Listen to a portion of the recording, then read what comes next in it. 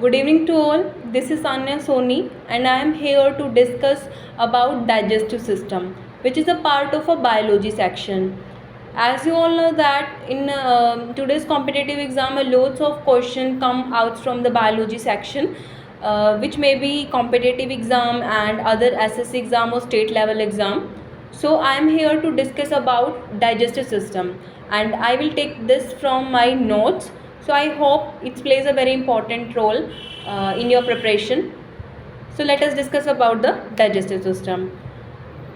चलिए शुरू करते हैं कि डाइजेस्टिव सिस्टम होता क्या है, कैसे ये परफॉर्म करता है, कैसे डाइजेशन प्रोसेस होती है और कौन कौन से हमारे बॉडी के अंदर जो ऑर्गन्स होते हैं वो हमारे डाइजेशन में हेल्प करते हैं। जैसे कि मैंने यहाँ पे लिखा हुआ है फर्स्ट ग्लैंड्स एंड ऑर्गन्स। जो ग्लैंड्स और ऑर्गन्स होते हैं ये हमारे डाइजेशन प्रोसेस में बहुत ज़्यादा रोल प्ले करते हैं। ठीक है, डाइजेशन प्रोसेस में बहुत ज़्यादा रोल प्ले करेंगे। जैसे कि ग्लैंड्स होती हैं, इसमें मैंने ऑलरेडी लिखा हुआ है कि ग्लैंड्स किस में हेल्प करती है, हेल्प इन डाइजेशन, मतलब हमारे अंदर पाचन शक्ति को करने में हेल्प करती है, वो ग्लैंड होती है। और ऑर्गन्स मीन्स जिसके थ्रू हमारी बॉडी में खाना जाता है, फूड जाता है, वो होता है ऑर्गन्स। अभी हमने देखा कि ग्लैंड्स होते हैं वो डाइजेशन में हेल्प करती हैं। तो ग्लैंड भी क्या होती है, दो तरह की होती हैं। ग्लैंड भी टू टाइप्स की होती हैं, which is endocrine gland and second is exo and endocrine glands. Okay, so exo and endocrine glands. जो एंडोक्राइन ग्लैंड्स होती हैं वो हॉर्मोन्स में हेल्प करती है। कई बार हमने देखा है कि कई बार हम चिड़चिड़े हो जाते हैं, कई बार हमारे मूड स्विंग्स करते रहते हैं, हम खुश हो जाते हैं अचानक से, कई बार चिड़चिड़े होते हैं, मूड अचानक से बदल गया, गुस्सा हो गए, तो सब कुछ हॉर्मोन्स की वजह से होता है। तो वो सारे हॉर्मोन्स बनाने में हमारी कौन हेल्प करता है, एंडोक्रीन ग्लैंड हमारी हेल्प करती है। नेक्स्ट चलते हैं एक्सोक्राइन ग्लैंड पे।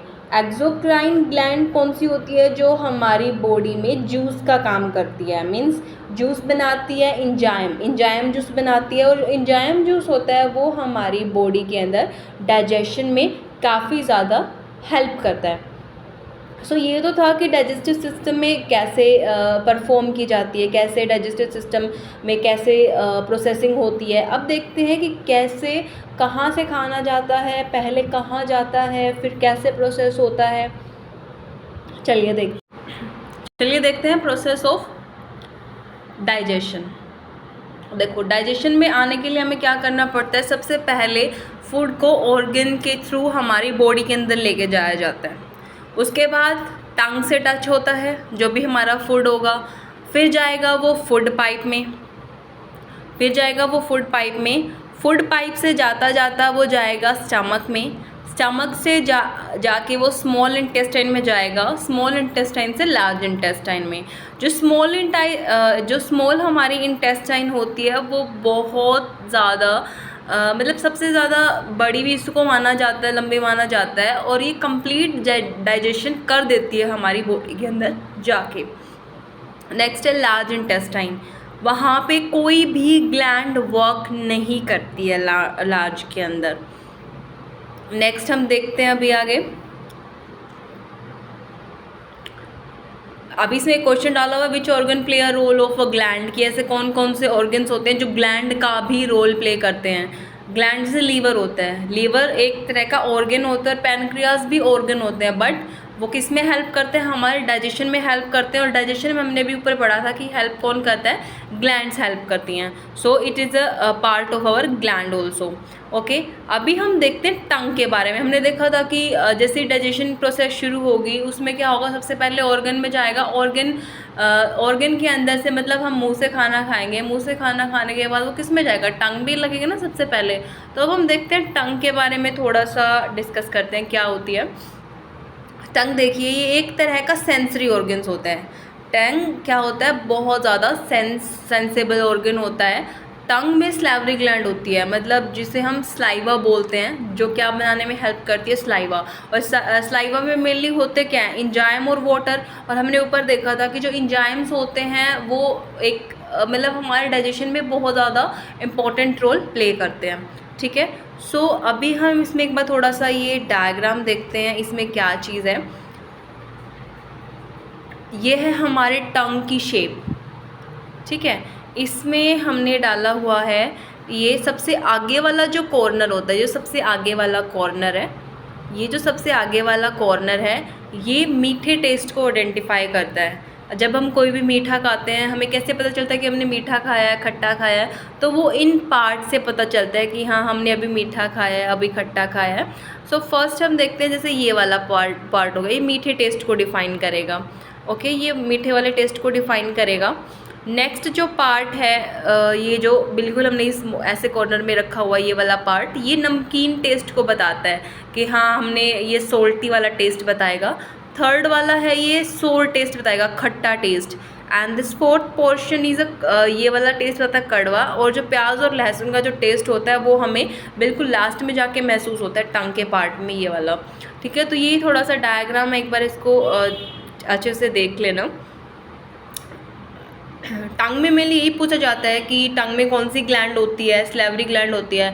और जो स्लेवरी ग्लैंड होती है वो क्या करती है, वो स्लाइवा बनाती है, और इंजाइमा, उसमें इंजाइम्स और मेनली वाटर प्रेजेंट होता है। अभी आगे देखते हैं एक ptyalin enzyme, tongue which help to digest food, कि हमारी टंग के अंदर एक एंजाइम होता है। कौन सा एंजाइम हमारी टंग में, कौन सा एंजाइम होता है, हमारी टंग में एक एंजाइम होता है जिसे हम बोलते हैं पटाइलिन एंजाइम। क्या बोलते हैं? पटाइलिन एंजाइम। ये क्या करता है? मेनली हेल्प करता है, ये हेल्प करता है हमारे which help to digest food, मतलब फूड को डाइजेस्ट करने में बहुत ज़्यादा रोल प्ले करेगा। ओके, उसके बाद देखो पटाइलिन जो एंजाइम हमने डाला हुआ है contain carbohydrates which convert glucose by ptyalin enzyme. ये जो फ्थाइलिन एंजाइम होता है ये कार्बोहाइड्रेट को कंटेन करेगा, और ये कार्बोहाइड्रेट को कंटेन करेगा जो क्या करता है कि जो हमारे मुंह के थ्रू जो ग्लूकोज जाती है उसको ग्लूकोज में कन्वर्ट कर देगा। कौन से एंजाइम के थ्रू? फ्थाइलिन एंजाइम के थ्रू।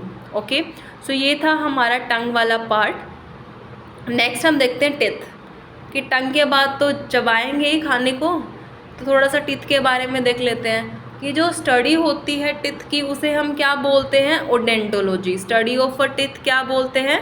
ओडेंटोलॉजी। स्टडी ऑफ टिथ को क्या बोलेंगे हम? ओडेंटोलॉजी। ओके, ये है स्टडी ऑफ टिथ, इसको हम बोल लेंगे odontology. Study of a teeth is known as odontology. अभी टिथ कितने टाइप के होते हैं? टिथ होते हैं एक इंसिजर, टिथ होते हैं एक इंसिजर, दूसरा canine, third one is premolar and molar. Incisor क्या होता है? इंसीजर मतलब जो हमारे आगे के जो 4 दांत और नीचे के जो 4 दांत होते हैं ना, जो बड़े बड़े दिखते हैं आगे वाले, वो इंसीजर होते हैं। टोटल 8 होते हैं ये। कैनीन, कैनीन मतलब जो हमारे साइड के जो किले जैसे दांत होते हैं, कील जैसे दांत जो दिखते हैं वो कैनीन होते हैं। प्री मोलर मतलब जो हमारे बीच की दाढ़ होती है 8 होती है, और मोलर जो टोटल 12 होती है, 8 + 4 अक्कल दाढ़ आती है। ठीक है, अभी हम देखते हैं मिल्क टिथ के बारे में। भाई बच्चों के कितने टिथ होते हैं? ऐसे ही मिल्क टिथ होते हैं जिसमें टोटल मतलब बच्चे के दांत बोलते हैं कितने होते हैं?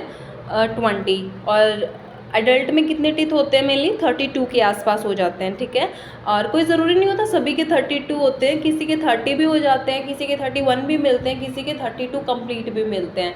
ठीक है, ये कोई नेसेसरी थिंग नहीं है कि हर किसी के 32 ही दांत मिलेंगे अगर वो अडल्ट हो चुका है तो।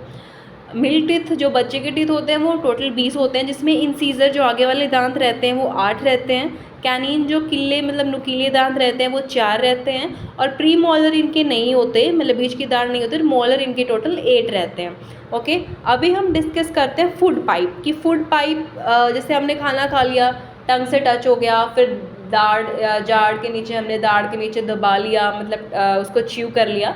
च्यू करने के बाद अभी हम चलते हैं फूड पाइप पे। ठीक है, फूड पाइप पे जाएंगे। फूड पाइप के बारे में देखो, फूड पाइप के थ्रू क्या होता है? खाना हमारी बॉडी में जाता है। ठीक है, इसे हम क्या बोलते हैं? एसोफैग। इसे हम एसोफैग्स भी बोलते हैं। इसकी टोटल लेंथ मेनली वैरी करती है 20 to 25 सेंटीमीटर। 20 to 25 सेंटीमीटर तक इसकी लेंथ क्या करती है? वैरी करती है। आगे देखते हैं फिर फूड पाइप से किस में जाएगा खाना? हमने देखा था कि स्टमक में जाएगा। अब थोड़ा सा स्टमक के बारे में हम डिस्कस करते हैं कि स्टमक में क्या कुछ होता है, कैसे चीज़ें वर्क करती है। ओके, जैसे स्टमक में ठीक है। स्टमक क्या करता है, HCl एसिड कंटेन करता है, जो बैक्टीरिया किलर में काफ़ी यूज़फुल होता है। मतलब हमारे स्टमक में कुछ बैक्टीरिया वगैरह हो जाते हैं खाना खाने के बाद, तो HCl हेल्प करता है उस चीज़ को किल करने के अंदर, ठीक है। अब हमारी बॉडी के अंदर भी देख लो, स्टमक में भी एक HCl टाइप का एसिड पाया जाता है। उसके बाद देखते हैं ग्लैंड। स्टमक में भी ग्लैंड होती है, ठीक है, वो भी 2 टाइप की ग्लैंड्स होती हैं, ठीक है। फर्स्ट तो हम बोलते हैं कि गैस्ट्रिक ग्लैंड, एक गैस्ट्रिक ग्लैंड होती है जो एंजाइम जूस निकालती है। गैस्ट्रिक ग्लैंड का क्या काम होता है, एंजाइम जूस निकालने का काम होता है। और गैस्ट्रिक ग्लैंड के भी 2 टाइप्स होते हैं, ग्लैंड मतलब स्टमक में भी 2 तरह की होती है, जैसे कि पेप्सिन एंजाइम, ठीक है।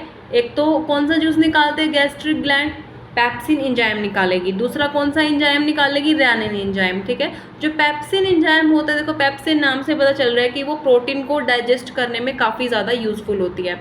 उसके बाद देखते हैं रेनिन एंजाइम। जो रेनिन एंजाइम होता है वो मिल्क जो प्रोटीन होता है उसको डाइजेशन करने में काफ़ी ज़्यादा हेल्पफुल होता है। सो ये क्वेश्चन काफ़ी ज़्यादा पूछा जाता है एग्ज़ाम में भी कि स्टमक में HCl होता है, तो ऐसी कौन सी एंजाइम्स होते हैं जो मिल्क प्रोटीन को डाइजेस्ट करने में काम आते हैं, प्रोटीन को डाइजेस्ट करने में काम आते हैं। सो प्रोटीन को डाइजेस्ट करने में तो पेप्सिन काम आता है, और मिल्क को डाइजेस्ट करने में रेनिन एंजाइम काफ़ी ज़्यादा यूज़फुल होता है। उसके बाद चलो हम चलते हैं थोड़ा सा आगे प्रोटीन के ऊपर, ठीक है। अभी प्रोटीन में क्या था कि प्रोटीन क्या करेगा, पेप्सिन एंजाइम, हमने देखा था कि प्रोटीन को डाइजेस्ट कौन करेगा, पेप्सिन एंजाइम, वो भी किसकी फॉर्म में करेगा, पेप्टोन की फॉर्म में प्रोटीन डाइजेस्ट होगा। ये क्वेश्चन भी आया हुआ है कि आई डोंट रिमेंबर कि कौन से चीज़ में आया था, कि स्टेट में आया था, SSC में आया था, बट इतना पता है कि क्वेश्चन पूछा गया है। इट में भी आई डोंट नो कहाँ पे पूछा गया है, अभी मुझे ध्यान नहीं उस चीज़ का बट इतना पता है कि हाँ ये क्वेश्चन पूछा गया है। प्रोटीन, जैसे प्रोटीन होता है वो पेप्सिन एंजाइम में जो प्रोटीन होगा कि वो किस फॉर्म में डाइजेस्ट करता है प्रोटीन को, पेप्टोन की फॉर्म में डाइजेस्ट करता है कौन, पेप्सिन एंजाइम, ठीक है। अभी हम डिस्कस करते हैं स्मॉल इंटेस्टाइन के बारे में, जो काफ़ी ज़्यादा बड़ी पाइप होती है और बहुत ज़्यादा इंपॉर्टेंट रोल प्ले करती है हमारे डाइजेशन प्रोसेस के अंदर, ठीक है। अब इसमें ये होता है कि कंप्लीट डाइजेशन कौन करेगा, स्मॉल इंटेस्टाइन करेगी। सबसे इम्पोर्टेंट पार्ट होता है ये डाइजेशन का। इसमें क्या होगा कि स्टडी ऑफ इंटेस्टाइन क्या होती है, हिपैटोलॉजी। हिपैटोलॉजी हम बोलते हैं स्टडी ऑफ इंटेस्टाइन को। अब स्मॉल इंटेस्टाइन में भी 3 चीज़ें होती हैं इसके पार्ट में, ये थोड़ा सा हम आगे डिस्कस करेंगे, आगे आने वाले पार्ट में इसको बहुत अच्छे से डिस्कस करेंगे कि क्या ड्यूडेनम होती है, क्या जेजुनम और क्या इलियम होती है, कैसे इनकी शेप होती है और कैसे कहाँ पे ये मिलती है, वो आगे आने वाली वीडियोस में डिस्कस करेंगे। अभी सिर्फ हमें इतना पता होना चाहिए कि कैसे स्मॉल इंटेस्टाइन वर्क करती है और कैसे क्या काम होता है, बस इतना ही, ठीक है। अभी स्मॉल इंटेस्टाइन में हमने देखा था कि 3 पार्ट्स होते हैं इसके, डैड्यूनम, जेजुनम और इलियम्स, ठीक है। और and liver is connected with the small intestine, की जो हमारा लीवर होता है, हमने अभी ऊपर पढ़ा था कि लीवर एक ऑर्गन है but it act like a gland. क्यों, क्योंकि ये हमारे डाइजेशन प्रोसेस में बहुत ज़्यादा इंपॉर्टेंट रोल प्ले करता है। It connected with small intestine, किससे कनेक्ट होता है, स्मॉल इंटेस्टाइन से हमारा लीवर कनेक्ट होता है। तो चलिए अब चलते चलते थोड़ा सा लीवर के बारे में भी देख लेते हैं कि लीवर क्या कुछ रोल प्ले करता है, ठीक है। अभी लीवर में क्या होगा, लीवर का ऑलमोस्ट जो वेट होता है, लीवर का वेट होता है 1.5 kg के 1.5 kg होता है। सबसे भारी ऑर्गन माना जाता है लीवर, ठीक है। और लीवर क्या करता है, बाइल जूस बनाता है, बाइल जूस बनाएगा।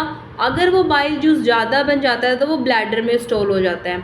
ब्लैडर, गोल ब्लैडर, जिस तुमने सुना होगा पित्त की थैली बोलते हो जिसको, वहाँ पे स्टोर होता है, ठीक है। इसका जो कलर होता है बाइल जूस का वो ग्रीन कलर होता है, ठीक है। कई बार ग्रीन कलर हो जाता है, कई बार बिल्कुल येलो येलो सा भी दिखता है, ठीक है। कई बार पीलिया हो जाता है तब देखने को मिलता है वो ग्रीन कलर। ग्रीन कलर किसकी वजह से होता है, वो होता है बिलीवर्डिन की वजह से।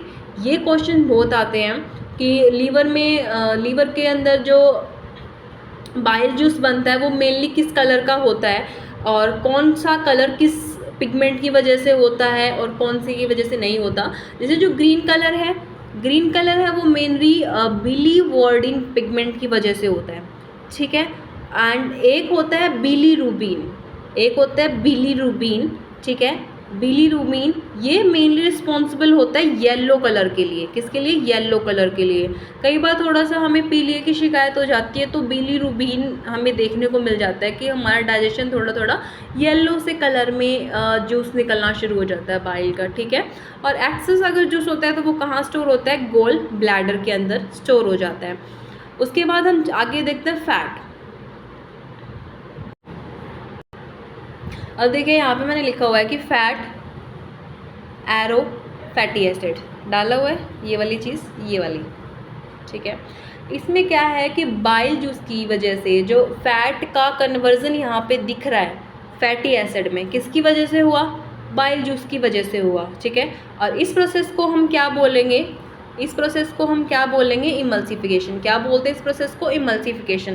तो कई बार पूछ लिया जाता है कि इमल्सिफिकेशन होता क्या है। सो इमल्सिफिकेशन क्या होता है कि conversion of a fat into fatty acid का जो कन्वर्जन होता है वो इमल्सिफिकेशन कहलाता है। ओके, अभी हम देखते हैं पैनक्रियाज। पैनक्रियाज हमने देखा था कि पैनक्रियाज भी एक तरह की ग्लैंड होता तो ऑर्गन है, बट ये रोल प्ले करती है ग्लैंड का, क्योंकि डाइजेशन प्रोसेस में काफ़ी ज़्यादा काम आती हैं।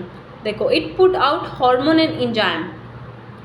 पहले तो पैनक्रियाज की जो शेप होती है ना वो बिल्कुल लीफ की तरह इसकी शेप होती है, ठीक है। लीफ की तरह इसकी शेप होती है और it put out hormone and enzymes, ठीक है। इसकी जो डिस्कवरी का श्रेय है वो किसको जाता है? लैंगर हंस को जाता है। लैंगर हंस is responsible for the pancreas, discovery of pancreas, ठीक है। पैनक्रियाज क्या करती है? 4 सेल्स कंटेन करती है। पैनक्रियाज कितने सेल्स कंटेन करती है? मेनली 4 सेल्स कंटेन करती है ये, जैसे कि alpha, beta, gamma and F cell, ठीक है। और मेनली ये हार्मोन्स को निकालने में काफ़ी ज़्यादा हेल्प करते हैं। अभी जो एफ सेल होता है जूस और एंजाइम निकालता है। एफ सेल क्या करेगा? जूस और एंजाइम निकालता है। जो ये अल्फ़ा, बीटा और गामा, ये 3 सेल्स होते हैं, ये हॉर्मोन्स के लिए काफ़ी ज़्यादा यूज़फुल होते हैं, हॉर्मोन्स निकालने में हेल्प करते हैं। लेकिन जो एफ सेल है वो क्या निकालता है? जूस और एंजाइम्स निकालता है, ठीक है। और पैनक्रियाज है तो कौन सा जूस निकलेगा? पैनक्रिएटिक जूस निकलेगा, ठीक है। और एंजाइम मेनली कौन कौन से एंजाइम्स होते हैं हमारे पास? एंजाइम्स होते हैं अमाइलेज, लाइपेज और ट्रिप्सिन एंजाइम।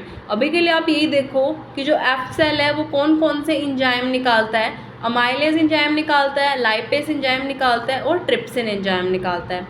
अभी कार्बोहाइड्रेट्स किस में चेंज होते हैं? ग्लूकोज में।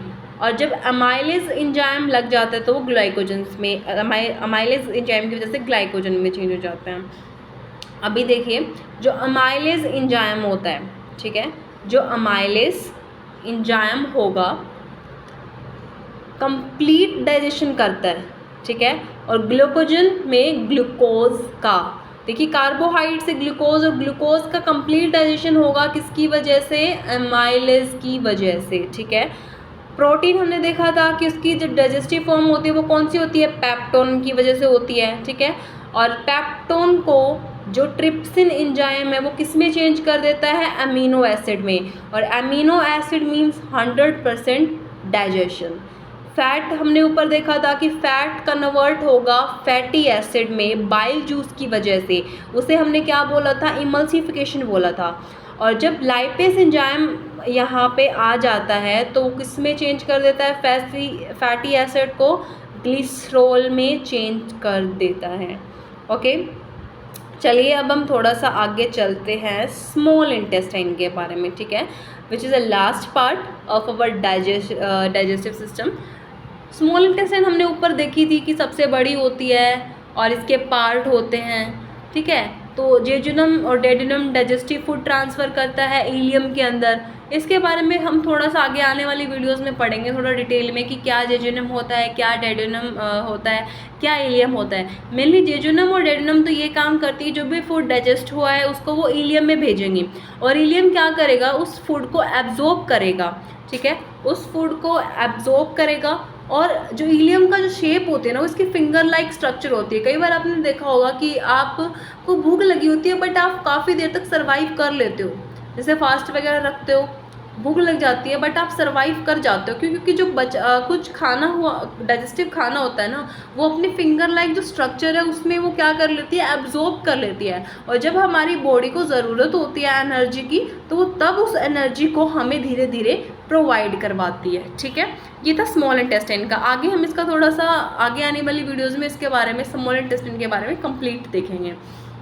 अभी देखते हैं last part of our digestion process, कि 100% डाइजेशन हमारा स्मॉल इंटेस्टाइन तक हो जाता है। ठीक है, मतलब कुछ आगे देखते हैं अब लार्ज इंटेस्टाइन में क्या क्या चीज़ें होती हैं। लार्ज इंटेस्टाइन में हमारे पास मेनली 3 चीज़ें होती हैं, which is caecum, colon and rectum. देखो, इलियम से डाइजेस्टिव फूड को सीजन को कोलोन में लेके जाता है। ठीक है, ये हमारा बिल्कुल डाइजेशन के बाद का प्रोसेस होता है कि इलियम में जो फूड डाइजेस्ट उसने जो एब्जॉर्ब करना था वो एब्जॉर्ब कर लिया, बाकी उसने कहाँ भेज दिया, कैकम ने, और कैकम उसको कहाँ लेके चला गया, कोलोन में लेकर चला गया। ठीक है, कोलोन ने क्या किया, जो डाइजेस्टिव फूड था उसको चेंज कर दिया, किसमें, डाइजेस्टिव फूड को किस में चेंज करा, बैक्टीरिया में चेंज किया और वेस्ट फूड बना दिया। ठीक है, कोलोन बैक्टीरिया चेंज करता है वेस्ट में। ठीक है, उसके बाद रेक्टम, रेक्टम वही है जहाँ से सारा वेस्ट फूड निकल जाता है। ठीक है, waste food contain bacteria which make vitamin B12। Okay, ये तो ठीक है। उसके बाद हम देखेंगे जो लार्ज इंटेस्टाइन होती है मेनली क्या करती है, कैकम, कोलोन और रेक्टम। कैकम क्या करेगी, इलियम से जो फूड उसने लिया है वो कैकम क्या करेगी, कोलोन में लेके जाएगी। कोलोन उसको क्या करेगा, चेंज करेगा बैक्टीरिया में, और बैक्टीरिया से चेंज करके वेस्ट फूड में चेंज कर देगा, और वो वेस्ट फूड हमारी बॉडी में से रेक्टम के थ्रू क्या हो जाएगा, बाहर आ जाएगा। ओके, सो ये था हमारा आज का सारा डाइजेस्टिव सिस्टम। ठीक है, कि कैसे डाइजेस्टिव सिस्टम होता है, कौन कौन सी प्रोसेस से वो गुजरता है, कहाँ से जाता है, टंग से, फूड पाइप से, stomach, small intestine, large intestine. I hope काफ़ी ज़्यादा यूज़फुल सेशन रहेगा आपके लिए। और ये जो नोट्स वाली PDF है ये आप टेलीग्राम चैनल से रिसीव कर सकते हो। Okay, so thank you so much, please keep supporting. ये हमारा फर्स्ट पार्ट था डाइजेस्टिव सिस्टम। अभी आगे आने वाली वीडियोस में हम बायोलॉजी से रिलेटेड आगे और सेक्शंस को पढ़ेंगे और नोट्स के थ्रू देखेंगे। सो अगर आपको ये यूज़फुल लगे so please like, comment, share and subscribe my channel. Thank you so much, good luck.